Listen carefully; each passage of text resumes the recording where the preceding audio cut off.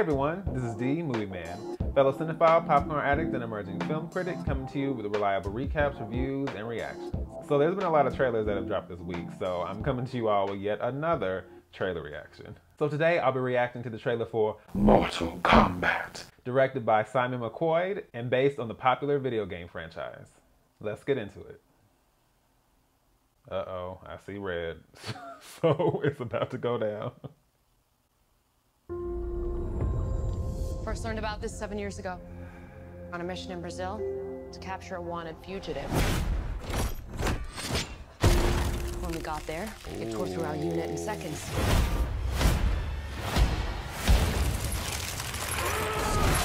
Oh! The target has superhuman abilities.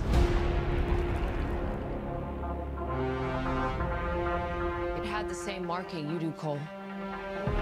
It's a birthmark. What do you mean? He was born with it. It's not a birthmark, Cole. It means you've been chosen. Throughout history, different cultures all over the world reference a great tournament of champions. That dragon marking? I think it's an invitation to fight for something known. Ooh. As Mortal Kombat. Golly. These are your champions. I'm Sonya. That's Kano. I'm Liu Kang. Name's Jax. Kung Lao. Lord Raiden. The fate of Earth is in our hands. No matter how many of my people you put in the ground, we will not fail. Kill them.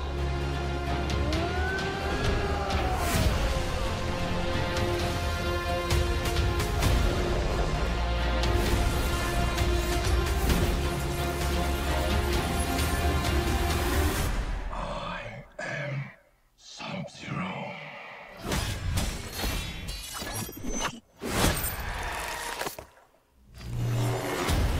Oh!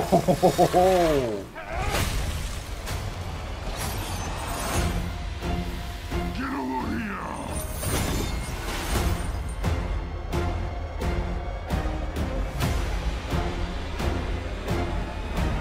Finish them! Kano wins. You fucking beauty. Oh. Okay, so I need a minute to breathe because, I mean, I know this is Mortal Kombat, but somehow I still was not prepared for that. Okay. All right, so background time. This film, of course, is based on the long-running video game franchise Mortal Kombat, which began with the first game back in 1992. I actually never really had the chance to get deep into Mortal Kombat when it first came out because I didn't have a real gaming system. I had the first Nintendo NES with the ducks and guns and all that, but even that wasn't something I played that often. I think at that age, I was really into computer games. I stayed on the computer like all day. I loved playing games with the computer. And it really wasn't until I got the Nintendo 64 and Super Mario 64 that I really got into games, and it just went from there. But as far as Mortal Kombat, my cousins had that game. They had the Sega Genesis. So my only opportunities to play it would be when I would go and visit them, and then we didn't necessarily play it all the time. So my experience with it was very limited. Yet and still, I always thought it was a really cool franchise. I sometimes forget how ahead of its time it was as far as how violent and how gory it was. And actually, that game is in part responsible for the creation of the video game rating system. I think they were like, look, we got people snatching spines out of bodies,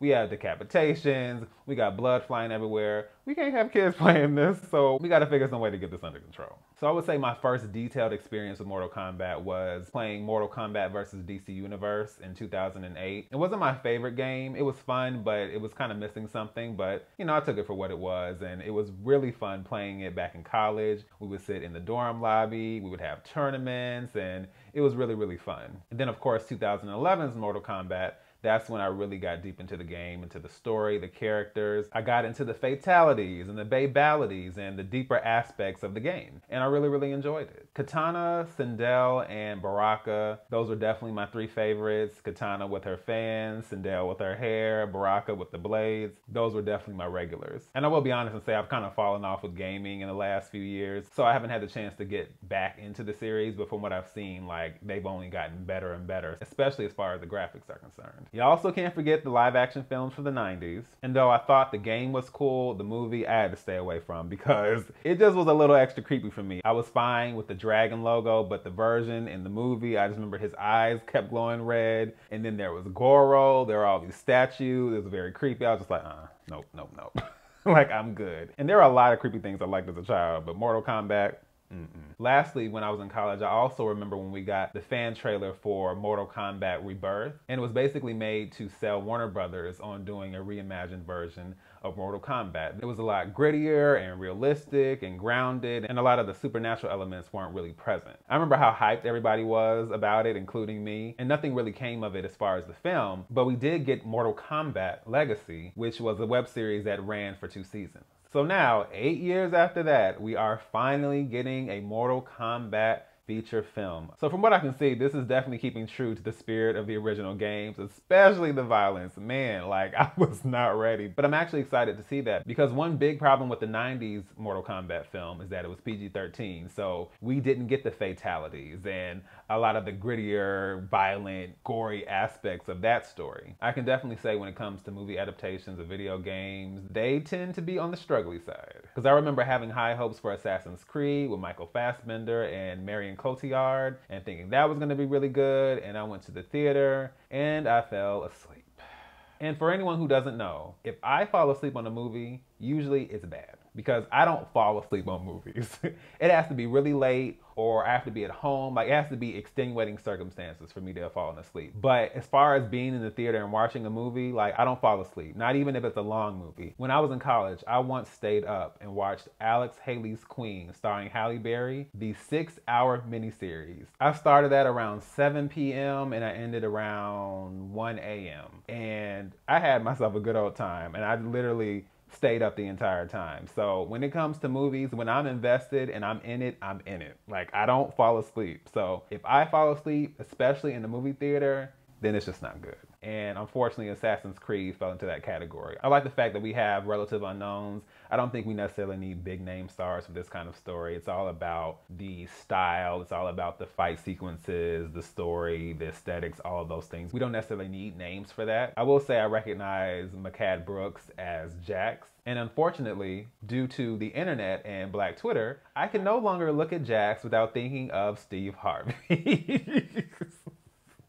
Man, that mustache. I was just like, once you see it, you can't unsee it. I was just like, man.